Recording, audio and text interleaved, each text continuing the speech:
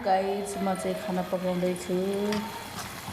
आज चाहिँ खाना खाने मान्छेहरू 12 जना हुनुहुन्छ।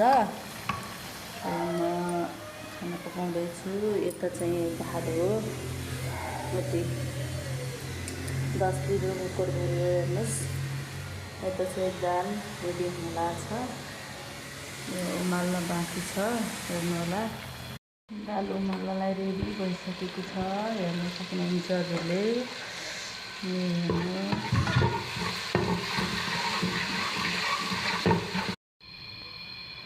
दाल पनि मैले बनाइसकेछु, हेर्नु सक्नुहुन्छ।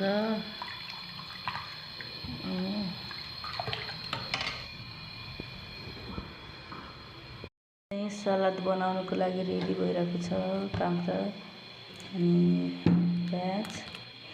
त हेर्न सक्नुहुन्छ हजुरले।